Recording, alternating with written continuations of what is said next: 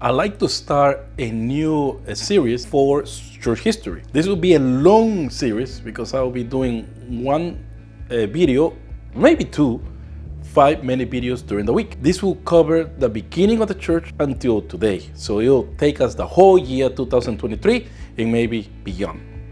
But I'd like to start from the beginning. Pentecost, persecution, and destruction. We're talking about the year 30 to the year 100 of our era. I will build my church, said Jesus, and the gates of hell shall not prevail against it. Matthew 16:18, according to the King James Version. He was right. He started his church, and though it has endured hell on earth, it still exists today. The first chapter of church history was written by the Holy Spirit through his servant Luke, a Gentile physician, perhaps from Antioch in Syria. We call Luke church history book simply Acts. How did the church start? 7 weeks after Jesus' crucifixion and resurrection, Jews from across the Roman Empire gathered in Jerusalem for the festival of Pentecost. A group of 120 of Jesus' followers were meeting in a private home when the Holy Spirit came on them. They went to the streets heading for the temple. A stunned crowd of foreign Jews collected to hear these Galileans speaking in many languages.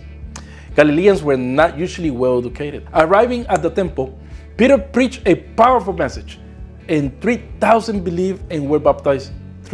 Thus the church began, according to Acts 1 and 2. Over the next 40 years, the church spread at a furious pace, but success sparked persecution. The preaching of Stephen was too radical for the Jewish Sanhedrin, or High Council. So the council members had him stoned, according in Acts 6. You can find that in Acts 6. So he became the first Christian martyr, at least that we know of. Widespread persecution followed, forcing the Christians to flee Jerusalem, Acts 8:1. But wherever they went, they spoke of the risen Christ and his saving work, verse 4. A young Jewish scholar named Saul, later Paul, was largely responsible for this persecution, verses 1 and 3. But his efforts were interrupted when the risen Christ confronted him and he became a follower, chapter 9, verse 1 to 22. As the church spread from Judea across the empire, the potential for more persecution arose. Romans worshiped many gods, so they viewed Christians who worship a single, invisible God as atheists. Also, Christians, like Jews, refused to acknowledge the emperor's deity, further inviting the wrath of the state. The ingredients for widespread persecution were present. Meanwhile, trouble was brewing back home. Jews and Romans barely tolerated each other. And in AD 66, the Jewish nation exploded in revolt. The Romans struck back by besieging Jerusalem. Finally, in the year 70, the siege of Jerusalem succeeded. The Roman army breached the walls of the holy city and destroyed the temple. Nearly all the city inhabitants were killed or scattered. Most Christians had already fled, an act of treason according to Jews, and the divide between Christianity and Judaism was complete. The Christian headquarters moved north to Antioch in Syria, where God's word was taught and missionary efforts aimed at Gentiles began, according to Acts 11 and Act 2 up to all the way to Acts 13. Most of the apostles had died by the year AD 70. Seasoned and scattered by persecution, the church entered the 2nd century with new leadership, but the same message sage and a bigger audience. The empire and eventually allied the world. They conquered the world. The early church expected persecution, almost embraced it.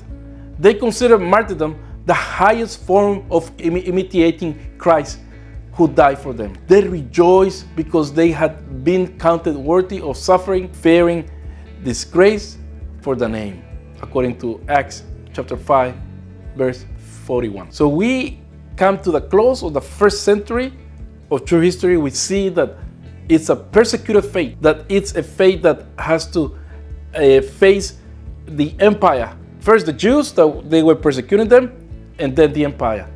So I trust that you will enjoy these videos that we'll be making slowly. But if you give me 5 minutes or 7 minutes a week of your time, I bet you that you will learn church history, and you'll learn how Christianity came to be about, the issues that have confronted Christianity, as well as the challenges that have faced Christianity, and how the Lord, how Jesus has helped us through the Holy Spirit to overcome these difficulties. So I invite you to this new series, a weekly series, and I invite you to leave your comment on the comment box, give me a like, and also join this channel, to subscribe to this channel, so YouTube knows that people like this channel and may put this channel in front of people in the timeline, so they can enjoy and learn true history along with us. God bless you, and until next time.